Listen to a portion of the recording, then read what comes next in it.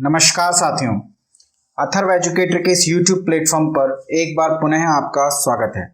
दोस्तों, आज हम मध्यकालीन भारत के इतिहास की जो प्रश्नोत्तरी सीरीज चल रही है उसके 11वें पार्ट में डिस्कशन करेंगे। इससे पूर्व के 10 पार्टों में हमने कुतुबुद्दीन ऐबक से मध्यकालीन भारत का इतिहास प्रारंभ किया था और बढ़ते बढ़ते बाबर को पूरी तरह से हमने पढ़ लिया था। आज के इस पार्ट में हम हुमायूं से जुड़े हुए इतिहास को देखेंगे, कुछ शेरशाह सूरी से जुड़े हुए इतिहास को देखेंगे। हालांकि हुमायूं से जुड़े हुए बहुत से प्रश्न हमने अपने पिछले वीडियो में कवर किए थे। आप में से यदि किसी ने भी मेरे वो 10 वीडियोस नहीं देखे हैं तो प्लीज उन्हें जरूर देखिएगा। उसमें मैंने बहुत अच्छे अच्छे प्रश्नों को कवर किया है। आप चाहें तो चैनल की प्लेलिस्ट में इंडियन हिस्ट्री करके प्लेलिस्ट बनी हुई है, वहां से देख सकते हैं। डिस्क्रिप्शन बॉक्स में मैं उस प्लेलिस्ट का लिंक दे दूंगा, आप वहां से देख सकते हैं। और ऊपर आई बटन पर आपके सामने प्लेलिस्ट का लिंक आ रहा है, आप उस पर क्लिक करके भी उन वीडियोस को देख सकते हैं। चलिए, इससे पहले कि मैं आज का सेशन प्रारंभ करूं, यदि चैनल पर नए आए हैं या चैनल को अभी तक सब्सक्राइब नहीं किया तो प्लीज चैनल को सब्सक्राइब करिए और यदि सेशन पसंद आए तो वीडियो को लाइक भी कीजिएगा। चलिए प्रारंभ करता हूं मैं आज का पहला प्रश्न। और आज का पहला प्रश्न है, गुजरात को जीतने के बाद हुमायूं ने वहां का प्रशासक किसे नियुक्त किया? हिंदाल को, कामरान को, अस्करी को या सुलेमान मिर्जा को? तो मंदसौर के युद्ध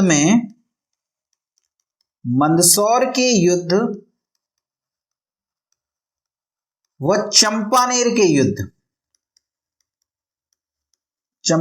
के युद्ध ये दोनों युद्ध 1535 में लड़े गए थे।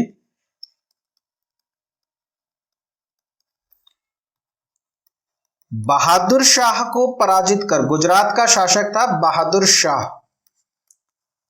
बहादुर शाह को पराजित कर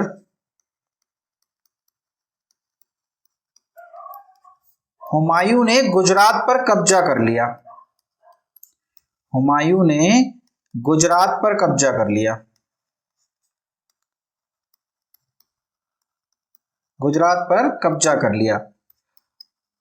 लेकिन गुजरात पर कब्जा करने के बाद हुमायूं स्वयं गुजरात में बहुत लंबे समय तक नहीं रुका। आवश्यकता थी कि हुमायूं गुजरात में रुकता और गुजरात पर अपनी पकड़ मजबूत बनाता, वहां के प्रशासन को दुरुस्त करता। पर हुमायूं बहुत जल्दी गुजरात से लौट करके मांडू चला गया और गुजरात में अपने भाई हिंदाल को प्रशासक नियुक्त करके चला गया। जबकि हुमायूं को अपने इन भाइयों से बहुत दूर रहना चाहिए। ये इस भाई लगातार हुमायूं को पराजित करने का प्रयत्न कर रहे हैं, हुमायूं के खिलाफ षड्यंत्र रच रहे हैं और किसी भी प्रकार ये हुमायूं को गद्दी से उतार देना चाहते हैं। पर हुमायूं अपने इन भाइयों की नीयत को समझ ही नहीं पाया और अब हिंदाल को नहीं बल्कि अस्करी को नियुक्त किया था।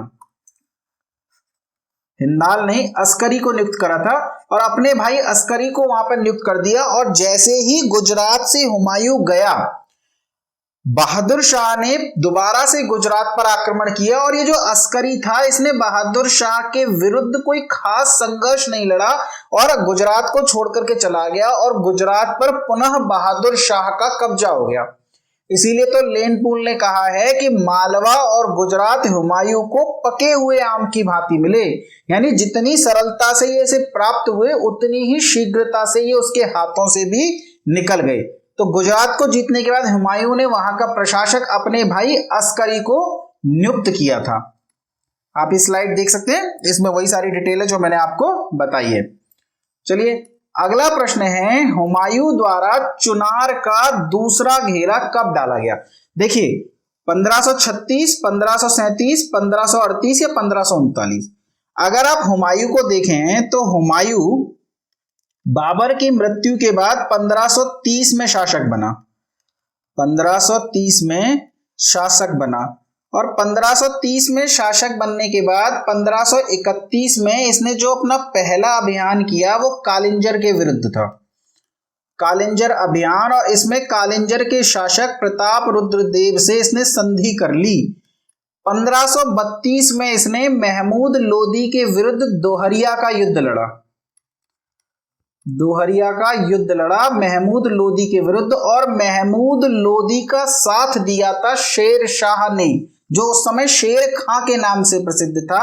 इसीलिए 1532 में ही हुमायूं ने चुनार का पहला घेरा डाला, चुनार का पहला घेरा डाला और लगभग 4 महीने तक चुनार को घेरे रहा। उस समय शेर खां उतना मजबूत नहीं था, अतः उसने हुमायूं से संधि कर ली और इस संधि के तहत हुमायूं का जो पुत्र था कुतुब खां, वह एक सैन्य टुकड़ी लेकर के हुमायूं के दरबार में उपस्थित हो गया। 1535 में बहादुर शाह के विरुद्ध हुमायूं ने मंदसौर व चंपानेर के युद्ध लड़े, मंदसौर व चंपानेर के युद्ध लड़े और 1537 आते आते शेर खां बहुत ज्यादा मजबूत स्थिति में पहुंच गया और शेर खां ने बंगाल को लूट लिया। शेर खां द्वारा बंगाल पर आक्रमण कर लूटमार की गई। वह गौड़ पर कब्जा कर लिया, राजधानी थी बंगाल की गौड़, गौड़ पर कब्जा कर लिया। अतः हुमायूं बंगाल पहुंचा शेर खां से लड़ने के लिए। शेर खां हुमायूं से लड़े बिना रोहतासगढ़ भाग गया और हुमायूं ने इस गौड़ को शेर खां से छुड़ा लिया और बदले उसके बाद हुमायूं ने 1537 में चुनार का दूसरा घेरा डाला, चुनार का दूसरा घेरा डाला। यानी गौड़ को छुड़ाने के बाद शेर खां के दुस्साहस की सजा देने के लिए 1534 में चुनार का दूसरा घेरा डाला। पर इससे पहले कि वह शेर खां का दमन कर पाता, ये पुनः अपने एक भाई के हाथों ही इसने धोखा खाया और इसका एक भाई था हिंदाल। वह हिंदाल इसकी अनुपस्थिति में अपनी शक्तियों में विस्तार करने लगा और हुमायूं को एक सूचना मिली कि अगर शीघ्र ही हुमायूं आगरा की तरफ नहीं बढ़ा तो ये जो हिंदाल है यह आगरा पर कब्जा कर लेगा, आगरा पर कब्जा कर लेगा। अतः हुमायूं यह चुनार के जो घेरा उसने डाल रखा था, इस लड़ाई को अधूरा छोड़ आगरा की तरफ लौट आया। तो हुमायूं द्वारा जो चुनार का दूसरा घेरा कब डाला गया अगर आपसे पूछे तो उत्तर हो जाएगा 1537। चलिए अगला प्रश्न देखते हैं। अगला प्रश्न है हुमायूं द्वारा बंगाल की राजधानी गौड़ पर अधिकार कर लेने के बाद उसका नाम बदलकर क्या कर दिया गया। देखिए अभी मैंने बताया कि बंगाल को लूट लिया था शेर खां ने और गौड़ पर कब्जा कर लिया था। उसके बाद हुमायूं अपनी पूरी की पूरी सेना लेकर के आया और शेर खां हुमायूं से लड़े बिना रोहतासगढ़ चला गया और इस प्रकार हुमायूं का कब्जा हो गया गौड़ पर।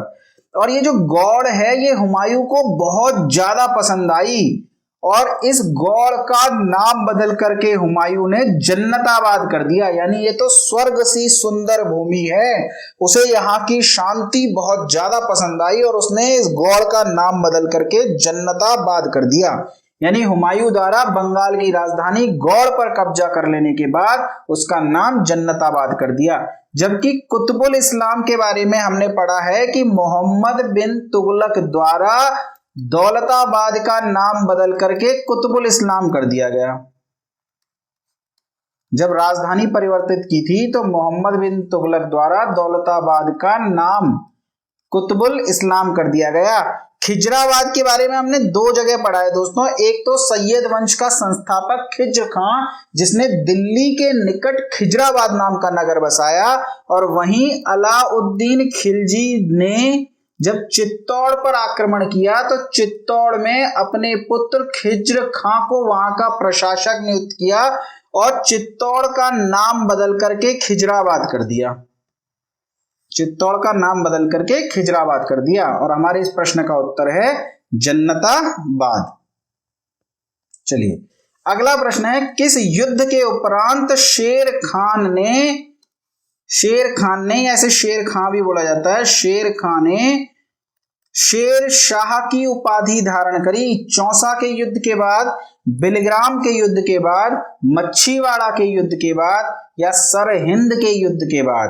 तो देखिए 1537 में चुनार का दूसरा घेरा डाला था हुमायूं ने, पर हिंदाल ने अपनी शक्ति बढ़ाई और आगरा, उसको डर हुआ हुमायूं को कि हिंदाल आगरा पर कब्जा कर लेगा, इसलिए चुनार को छोड़ करके हुमायूं आगरा आ गया। शेर खां जो कि धीरे धीरे मजबूत होता जा रहा था और 1539 तक वो बहुत ज्यादा मजबूत हो गया, और 1539 में कर्मनासा नदी के किनारे हुमायूं और शेर खां के बीच एक युद्ध हुआ, चौसा का युद्ध। और इस युद्ध में हुमायूं बुरी तरह पराजित हुआ और मुगल सत्ता पतन के द्वार पर पहुंच गई। नाम मात्र की मुगल सत्ता बची अब भारत में। एक और युद्ध होगा और मुगल सत्ता भारत से बाहर हो जाएगी और अफगान सत्ता आ जाएगी शेरशाह सूरी के नेतृत्व में। तो चौसा के युद्ध में शेर खान ने हुमायूं को पराजित करा और इसी युद्ध के उपरांत शेर शाह की उपाधि धारण करी। तो चौसा के युद्ध के उपरांत शेर शाह की उपाधि धारण करी। ये युद्ध कर्मनासा नदी के किनारे लड़ा गया था। कर्मनासा नदी गंगा की सहायक नदी है और कहते हैं कि जब हुमायूं इस युद्ध में पराजित हो गया तो अकेला ही युद्ध के मैदान से भाग रहा था और भागते समय इस कर्मनासा नदी में गिर गया। हुमायूं इस कर्मनासा नदी में गिर गया। तब एक भिश्ती था, निजाम सिक्का, या जिसे निजाम रुक्का भी कहते हैं, निजाम सिक्का नामक भिश्ती ने हुमायूं की जान बचाई थी। और हुमायूं ने इस निजाम सिक्का से वादा किया था कि स्थितियां यदि सुधर गईं और भारत पर हुमायूं की पकड़ मजबूत हुई तो इस निजाम सिक्का को हुमायूं एक दिन का बादशाह बना देगा। तो कर्मनासा नदी में गिर गया, निजाम सिक्का ने जान बचाई, चौसा का युद्ध था और इसी युद्ध में हुमायूं की पराजय हुई, शेर खां की विजय हुई और शेर खान ने जो नाम रखा वो नाम पड़ गया शेर शाह सूरी, क्योंकि अब वो शाह बनने वाला है, राजा बनने वाला है और भारत में दोबारा से अफगान सत्ता आने वाली है।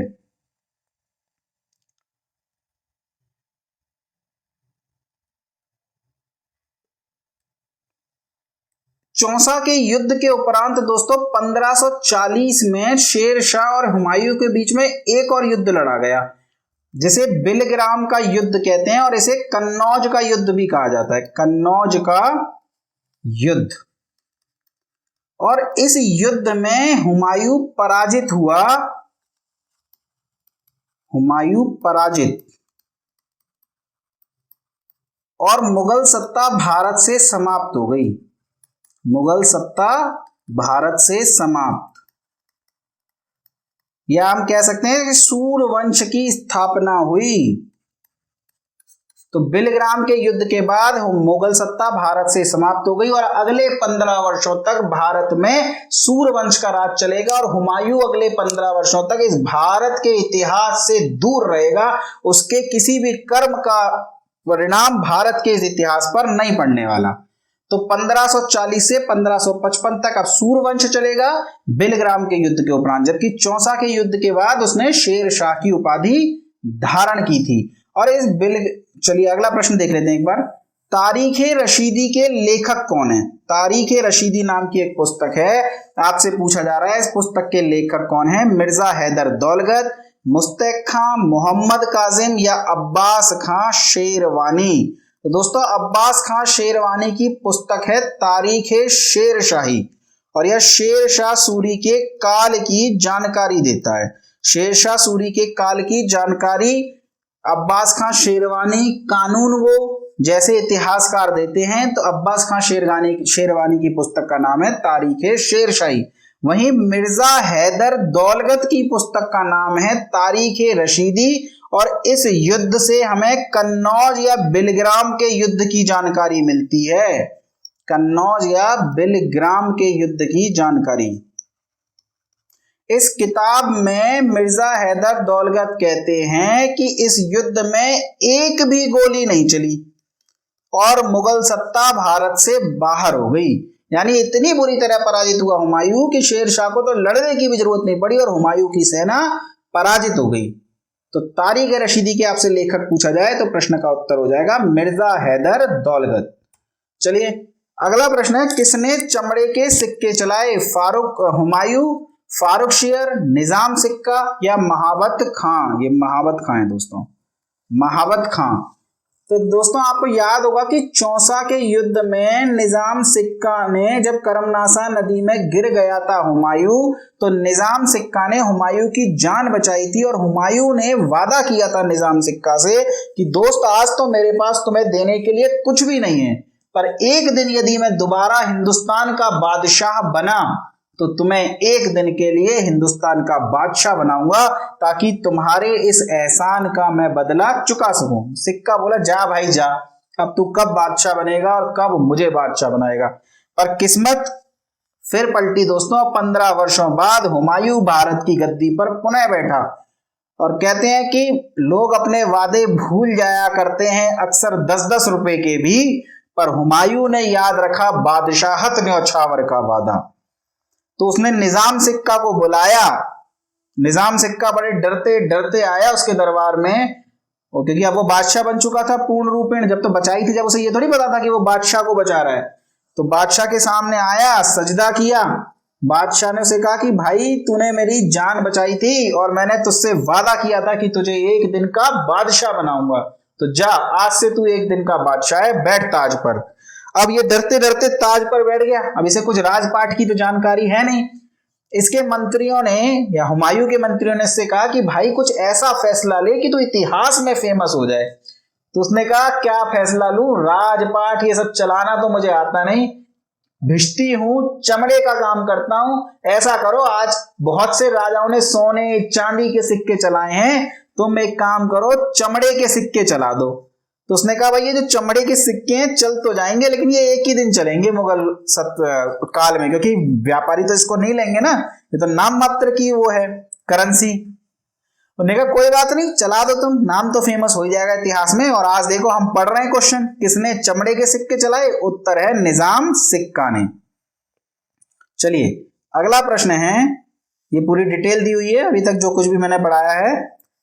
भिष्टी ने जान बचाई, हुमायूं पुनः बादशाह की गद्दी पर बैठा और निजाम सिक्का द्वारा चमड़े के सिक्के चलाए गए।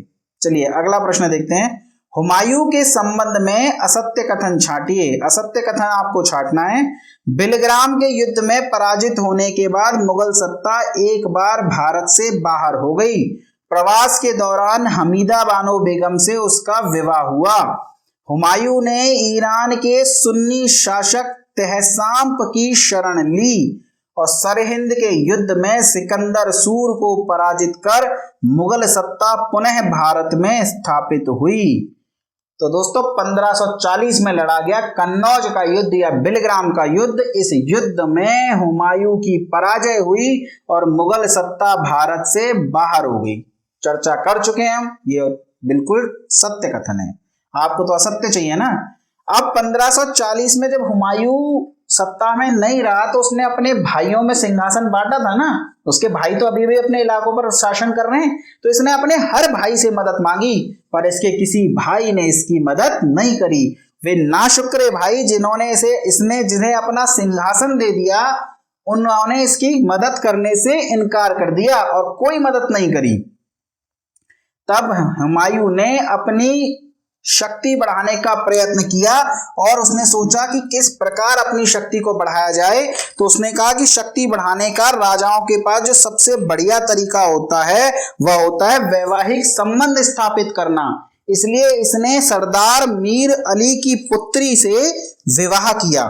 1540 में के बाद जब वो भारत से निर्वासित हो गया तब इसने मीर अली की पुत्री हमीदा बानो बेगम से विवाह किया, यानी ये कथन भी सत्य है। इसी हमीदा बानो बेगम से 1542 में इसे एक पुत्र हुआ जिसका नाम था जलाल, जो बाद में अकबर के नाम से गद्दी पर बैठा। अमरकोट के राजा वीरसाल के महलों में इस अकबर का जन्म हुआ, यानी वो अकबर जो एक दिन पूरे भारत पर राज्य करेगा। जब उसका जन्म हुआ तो उसके पास स्वयं का घर भी नहीं था दोस्तों। उस समय अकबर हुमायूं ईरान में था और जब उसे खबर मिली कि उसका पुत्र हुआ है तो कहते हैं कि ईरान के पास अपने सरदारों में बांटने के लिए कुछ नहीं था। अपने पुत्र जन्म की वह खुशी भी नहीं बांट पाया। उसके पास कस्तूरी थी हिरण से प्राप्त होती है कस्तूरी, एक खुशबू देता है, ऐसा प्रोडक्ट होता है। उसने वह कस्तूरी ही अपने सरदारों में बांटी थी, यानी पैसा नहीं था हुमायूं के पास, इतने बुरे दिन चल रहे थे हुमायूं के, उस कस्तूरी को ही उसने अपने सरदारों में बांटा था। तो ये कथन सत्य है बी। इसके बाद बात करें कि 1555 में हुमायूं पुनः भारत लौटा और सबसे पहले उसने मच्छीवाड़ा का युद्ध लड़ा सिकंदर सूर के साथ में। भाई शेरशाह सूरी की तो मृत्यु हो गई 1545 में ही, उसके भी 10 साल बाद आया हुमायूं, और मच्छीवाड़ा का युद्ध लड़ा उसने सिकंदर सूर के साथ में, और सिकंदर सूर को इस युद्ध में पराजित करा, और पराजित करने के बाद हुमायूं का पंजाब पर अधिकार हो गया, पंजाब पर अधिकार। और मच्छीवाड़ा के युद्ध में पंजाब पर अधिकार करने के बाद हुमायूं आगे बढ़ा दिल्ली पर आक्रमण करने के लिए, और सरहिंद के युद्ध में हुमायूं ने इस सिकंदर सूर को पराजित करके पुनः भारत में मुगल सत्ता की स्थापना करी 15 वर्षों बाद। यानी यह कथन भी सही है। बात करें सी की, तो जब हुमायूं के भाइयों ने उसकी मदद करने से इनकार कर दिया तो हुमायूं ईरान गया और शाह तहसाम्प की उसने शरण ली। लेकिन यहां पर एक प्रॉब्लम है दोस्तों, ध्यान रखिएगा, मुगल जो हैं वो सुन्नी शासक थे, मुगल सुन्नी शासक थे, जबकि ईरान का ये जो शाह तहसाम्प है ना, यह शिया शासक था। कैसा शासक था? यह था शिया शासक। शिया और सुन्नियों के बीच में थोड़ी दुश्मनी रहती है, पर कहते हैं ना कि मजबूरी का नाम महात्मा गांधी, उसी प्रकार हुमायूं के सामने कोई विकल्प ही नहीं था, तो उसने इस शिया शासक से मित्रता स्थापित करी और इस शिया शासक ने हुमायूं का साथ दिया।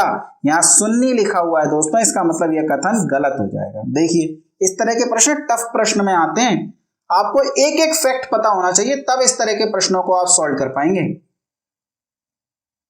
केवल एक फैक्ट कोई रटा होने से काम नहीं चलता दोस्तों। चलिए अगला प्रश्न देखते हैं। अगला प्रश्न है, हुमायूं की मृत्यु का कारण क्या है?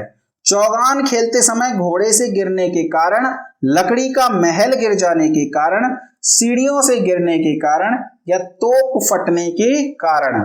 तो दोस्तों चौगान खेलते समय घोड़े से मृत्यु हुई थी कुतुबुद्दीन ऐबक की, चर्चा हमने करी थी इस बारे में, कुतुबुद्दीन ऐबक। लकड़ी का महल गिर जाने के कारण मृत्यु हुई थी गयासुद्दीन तुगलक की। गयासुद्दीन तुगलक के सम्मान में उसके पुत्र जौना खान ने अफगानपुर में एक लकड़ी का महल बनवाया था, और उसी लकड़ी के महल का छज्जा गिर जाने से गयासुद्दीन तुगलक की मृत्यु हुई थी। इसीलिए इशामी ने गयासुद्दीन तुगलक को खूनी शासक कहा है, और गयासुद्दीन तुगलक की मृत्यु को इब्न बतूता ने जौना खां का षड्यंत्र कहा है। जबकि तोप फटने के कारण शेर शाह सूरी की मृत्यु होगी, शेर शाह सूरी की मृत्यु हुई थी तोप फटने के कारण, और हुमायूं की मृत्यु हुई थी सीढ़ियों से गिरने के कारण। दीन पनाह नामक पुस्तकालय से, दीन पनाह नामक किले में एक पुस्तकालय था शेर मंडल, शेर मंडल नाम का एक पुस्तकालय था, और इसी पुस्तकालय की सीढ़ियों से हुमायूं गिर गया और गिरने की वजह से हुमायूं की मृत्यु हो गई। चलिए अगला प्रश्न है, शेरगढ़ है दोस्तों, वो शेर मंडल लिखा है मैंने, शेरगढ़ कर लीजिए इसे।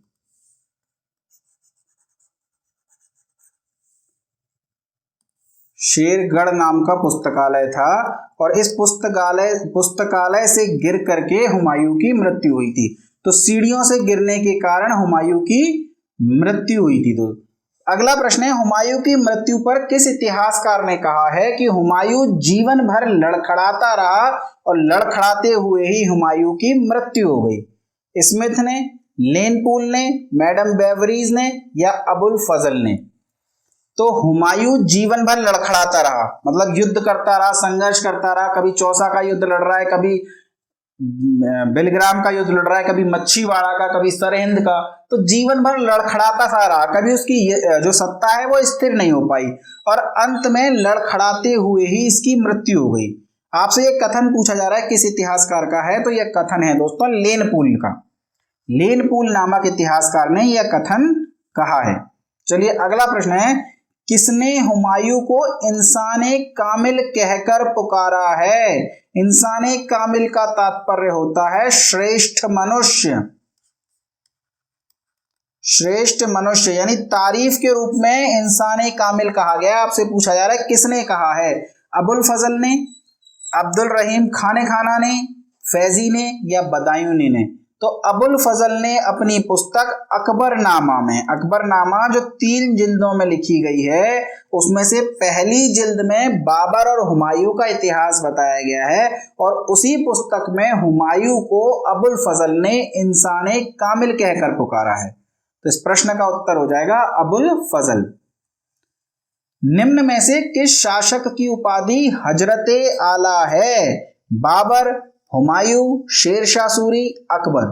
तो दोस्तों शेरशाह सूरी ने तो हजरते आला की उपाधि धारण करी थी, हालांकि इसने सुल्तान की उपाधि भी धारण करी और ये स्वयं को हजरते आला कहता था। जबकि बात करें सैयद वंश का संस्थापक खिज्र खां, खिज्र खां जिसने कभी सुल्तान की उपाधि धारण नहीं करी और स्वयं को वह तैमूर का प्रतिनिधि कहता था, उसने जो उपाधि धारण करी थी वह थी रैयत आला। तो आपसे पूछा जाए रैयत आला किसकी उपाधि है, तो वह उपाधि है खिज्र खां की। आपसे पूछा जा रहा है हजरत आला किसकी उपाधि है, तो उपाधि है शेर शाह सूरी की।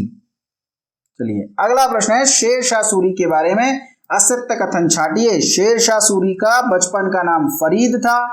शासक बनने के उपरांत उसने रैयतवाड़ी व्यवस्था की शुरुआत की। चंदेरी के युद्ध में बाबर का साथ दिया और बिलग्राम के युद्ध में उसने शेरशाह सूरी की उपाधि धारण करी। तो दोस्तों शेरशाह सूरी के बचपन का नाम फरीद था, यह कथन तो बिल्कुल सही है। शेरशाह सूरी का जन्म हरियाणा के नारनौल नामक स्थान पर हुआ। नारनौल ये वही स्थान है जब आपने औरंगजेब के काल में से पढ़ा होगा, सतनामी विद्रोह की शुरुआत नारनौल से हुई थी। तो हरियाणा के नारनौल में शेरशाह सूरी का जन्म हुआ। उसके बचपन का नाम फरीद था। शासक बनने के उपरांत उसने रैयतवाड़ी व्यवस्था की शुरुआत करी। राजस्व वसूलने की व्यवस्था होती है रैयतवाड़ी व्यवस्था। रैयतवाड़ी व्यवस्था की उसने शुरुआत करी, साथ ही जमीन को पट्टे पर किराए पर देने की व्यवस्था भी शुरू करी। जमीन को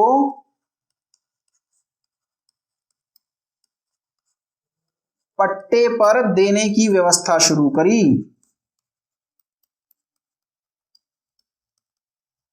प्रारंभ करी।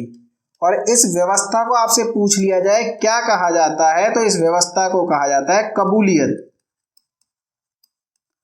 कबूलियत। आपसे पूछा जाए कबूलियत किसने प्रारंभ करा, तो शेरशाह सूरी ने। क्या था, तो जमीन को पट्टे पर देने की व्यवस्था थी। चंदेरी के युद्ध में इसने बाबर का साथ दिया था। अफगान होने के बावजूद इसने बाबर का साथ दिया, मुगलों का साथ दिया चंदेरी के युद्ध में। जबकि बिलग्राम के युद्ध में उसने शेरशाह सूरी की उपाधि धारण नहीं करी थी, बल्कि शेरशाह सूरी की उपाधि तो उसने चौसा के युद्ध के उपरांत धारण करी थी। इसी वीडियो में चर्चा करी थी हमने कि चौसा के युद्ध में हुमायूं की पराजय हुई, कर्मनासा नदी में गिरा, निजाम सिक्का ने उसकी जान बचाई और इसी चौसा के युद्ध में शेरशाह सूरी की जीत के बाद उसने शेर शाह की उपाधि धारण करी। इससे पहले वह शेर खां के नाम से जाना जाता था। तो यह कथन असत्य हो जाएगा क्योंकि इसमें चौसा के युद्ध के स्थान पर बिलग्राम का युद्ध दिया हुआ है। अगला प्रश्न है, शेरशाह सूरी के प्रमुख अभियानों को क्रमबद्ध कीजिए। देखिए हमने सभी के अभियानों को विस्तार से पढ़ा है, जितने भी शासक हुए हैं। उसी प्रकार शेरशाह सूरी के जीवन में भी 4 महत्वपूर्ण अभियान हुए थे दोस्तों। सबसे पहला अभियान था 1542 में मालवा का अभियान। 1542 में मालवा का अभियान, और मालवा का शासक है मल्लू खां। मालवा का शासक है मल्लू खां, और इस मल्लू खां के विरुद्ध मालवा का अभियान 1542 में लड़ा शेरशाह सूरी ने। इसके बाद 1543 में इसका जो दूसरा अभियान रहा वह रहा रायसीन अभियान। रायसीन अभियान में एक हिंदू राजा था पूरणमल, और इस हिंदू राजा के विरुद्ध शेर खां ने जो अभियान करा वह हिंदू मुस्लिम की लड़ाई ज्यादा थी दोस्तों, क्योंकि इस पूरणमल से मुस्लिम मौलवी थोड़े नाराज थे, कट्टर हिंदू था ये, और मुस्लिम मौलवियों ने शेरशाह सूरी को भड़काया था पूरणमल के विरुद्ध। उसके उपरांत ही शेरशाह ने रायसीन पर अधिकार किया और इस लड़ाई को शेरशाह की धार्मिक विजय कहा जाता है। शेरशाह की धार्मिक विजय, कारण आपको समझ में आ गया होगा दोस्तों, धार्मिक विजय कहा जाता है। इसके उपरांत 1544 में गिरी सुमेल या जैतारण का अभियान हुआ। इस अभियान के बारे में थोड़ी विस्तार से चर्चा करेंगे अभी, बहुत इंपॉर्टेंट अभियान है ये। और अंतिम अभियान था इसका 1545 में कालिंजर का अभियान। इसी अभियान में उक्का नामक तोप के फट जाने के कारण शेरशाह सूरी की मृत्यु हो गई। तो सबसे पहले मालवा, उसके उपरांत रायसीन, फिर जैतारण और फिर कालिंजर, यानी 1 4 2 3। देख लीजिए कहां दिया हुआ है, सी में दिया हुआ है। हमारे प्रश्न का उत्तर हो जाएगा सी। चलिए अगला प्रश्न है, अपने किस अभियान के संदर्भ में शेर शाह ने कहा था कि मैंने मुट्ठी भर बाजरे की खातिर हिंदुस्तान की बादशाहत गवा दी होती? मालवा विजय, गिरी सुमेल या जैतारण का अभियान, कालिंजर का अभियान या रायसेन की विजय, या इसे रायसीन विजय कहते हैं, रायसेन नहीं है ये, रायसीन विजय है। तो दोस्तों वो इस प्रश्न का उत्तर तो है गिरी सुमेल या जैतारण का अभियान। एक स्लाइड लगा लेते हैं पहले यहां पर। अब देखिए 1544 में ये गिरी सुमेल का युद्ध हुआ, इसे जैतारण का युद्ध भी कहते हैं, गिरी सुमेल या जैतारण का युद्ध। इसमें एक तरफ तो दिल्ली का बादशाह शेर शाह सूरी था और दूसरी तरफ जोधपुर के शासक राव मालदेव, मारवाड़ की भी कहते हैं, मारवाड़ कह लो, जोधपुर कह लो, जोधपुर के शासक राव मालदेव। और राव मालदेव के 2 वीर सेनानी हैं दोस्तों, इनको सेनापति आप कह सकते हैं। एक का नाम है जैता और एक का नाम है कूपा। अब हुआ यह कि इस गिरी सुमेल के मैदान में शेर शाह की सेना भी खड़ी है और राव मालदेव की सेना भी खड़ी है। न तो शेर शाह मालदेव पर आक्रमण कर रहा है, ना ही मालदेव शेर शाह पर आक्रमण कर रहा है, क्योंकि दोनों को ही अपनी विजय की संभावना थोड़ी नजर नहीं आ रही स्पष्ट, तो आक्रमण करने में डर रहे हैं। शेरशाह सूरी ने एक चाल चली, उसे पता था कि मालदेव के 2 वीर सेनानी हैं, जैता और कूपा, और इनके रहते हुए इस युद्ध को जीत पाना असंभव है। तो शेरशाह सूरी ने इस जैता कूपा के खेमे में धन रखवा दिया और साथ ही जैता कूपा को लिखा गया एक पत्र इस प्रकार भिजवाया कि वह राव मालदेव के हाथ लग गया।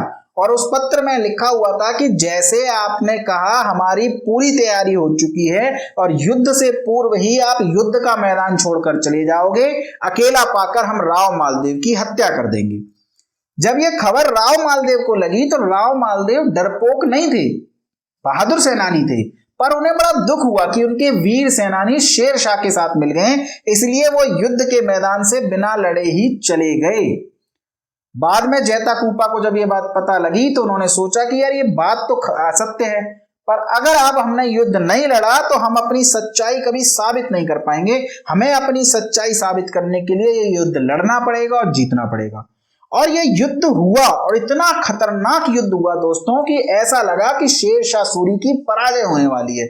शेरशाह सूरी युद्ध के मैदान से लौटने ही वाला था, भागने ही वाला था कि किस्मत का खेल देखो, शेरशाह सूरी की एक और सैन्य टुकड़ी उसी समय आकर के शेरशाह सूरी से मिल गई। उनके सेना में फ्रेश नए बिना थके हुए सैनिक आकर के जुड़ गए और उन सैनिकों में के आने के कारण जैता और कूपा की स्थिति कमजोर हो गई। फिर भी जैता कूपा ने सरेंडर नहीं करा, लड़ते रहे, अंतिम सांस तक लड़ते रहे और लड़ते लड़ते ही उनकी मृत्यु हो गई।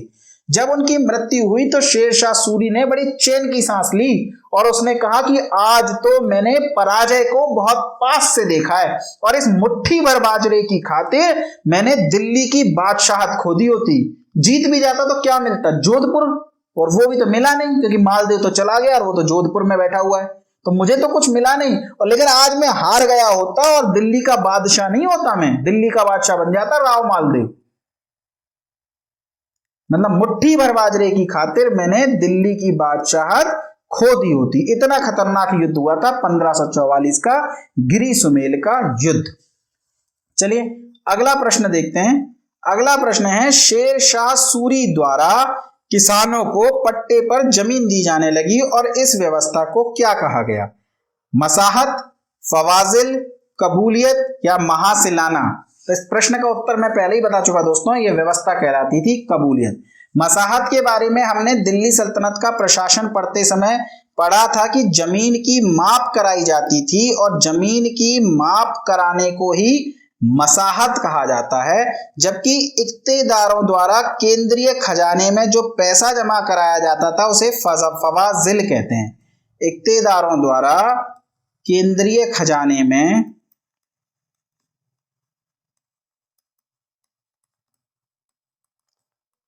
जमा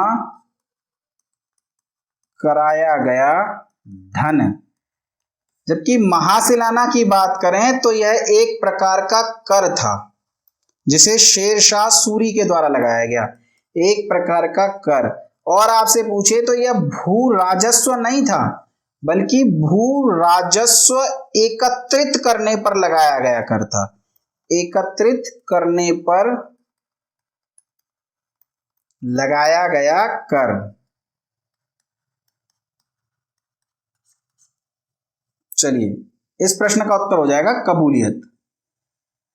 आगे बात करें, शेरशाह सूरी और उसका काल नामक पुस्तक के लेखक कौन हैं? तो दोस्तों शेरशाह सूरी के काल की दो महत्वपूर्ण पुस्तक हैं। एक का नाम है तारीख शेरशाही, तारीख शेरशाही, और इस पुस्तक के लेखक हैं अब्बास खां शेरवानी। तारीख शेरशाही, वहीं शेरशाह सूरी और उसका काल नामक ये जो पुस्तक है,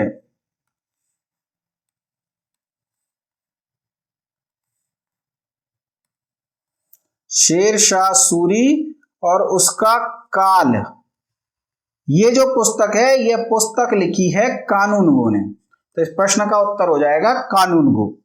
चलिए अगला प्रश्न देखते हैं। ये कुछ बुक्स हैं और एक तरफ उनके राइटर दिए हुए हैं, आपको बताना है कि इसमें असुमेलित कौन सा है।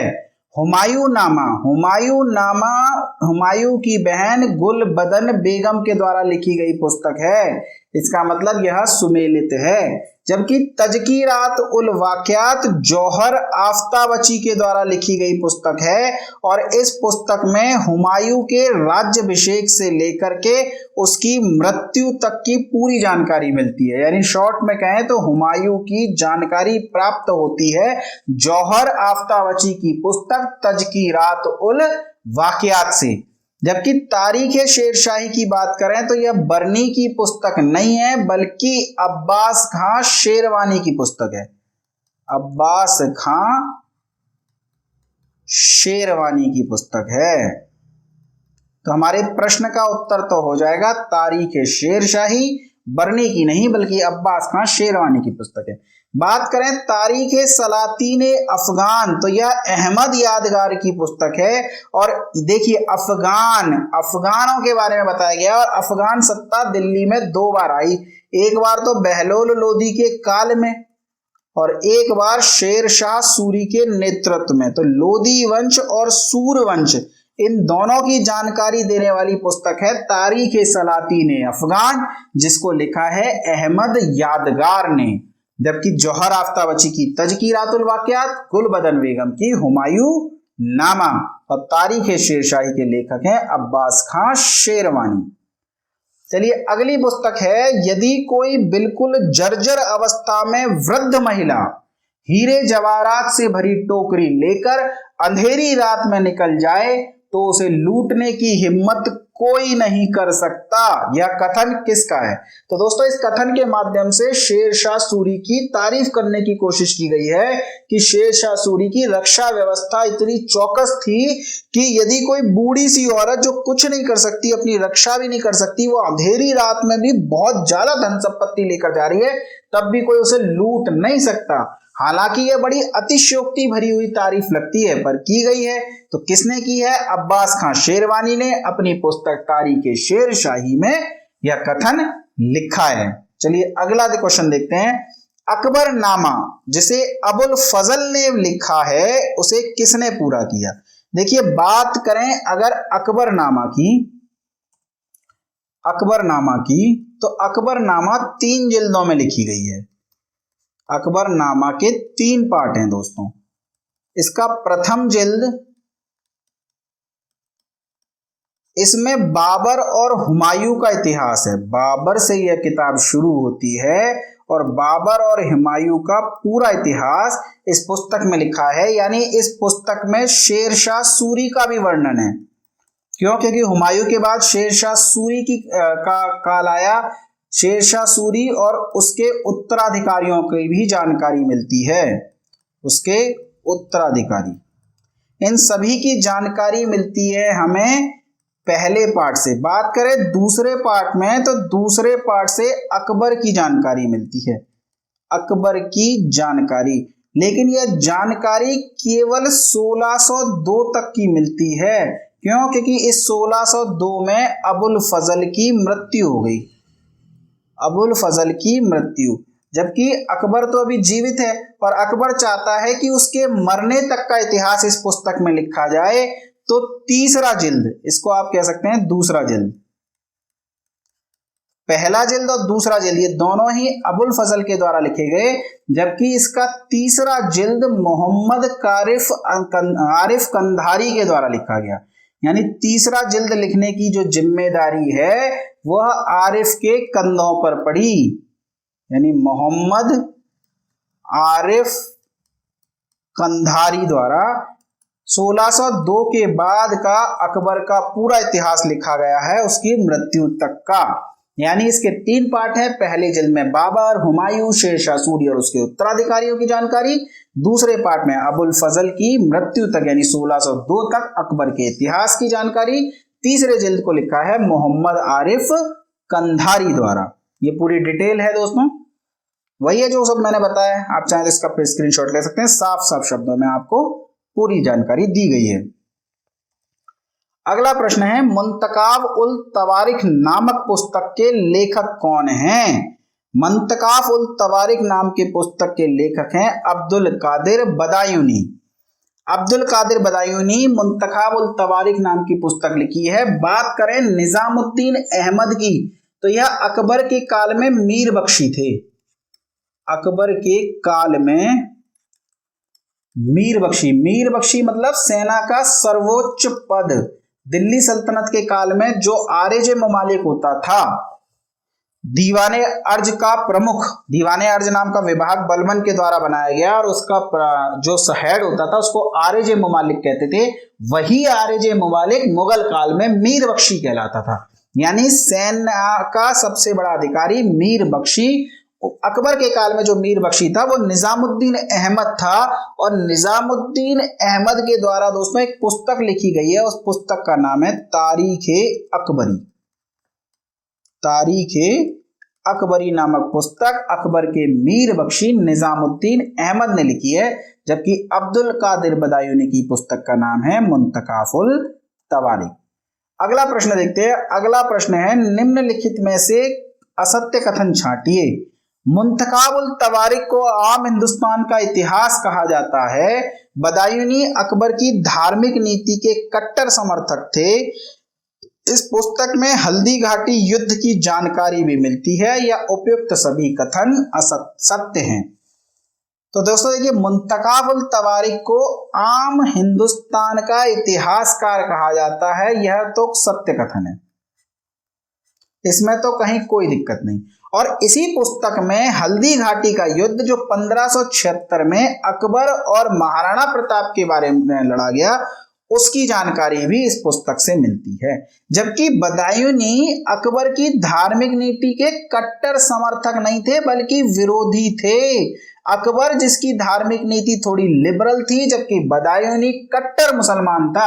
ये पहले तो अकबर की तारीफ करता है अपनी पुस्तक में जब तक अकबर धार्मिक कार्य कर रहा था, लेकिन जब अकबर ने लिबरल होकर के सभी धर्मों को एक समान समझ करके अपना शासन को संभाला तो उसके उपरांत बदायूनी ने अकबर की बुराई की है।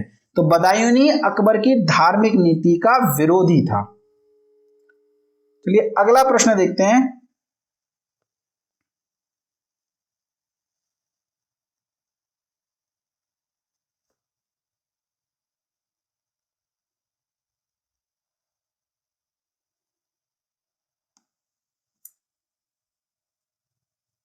एक मिनट दोस्तों।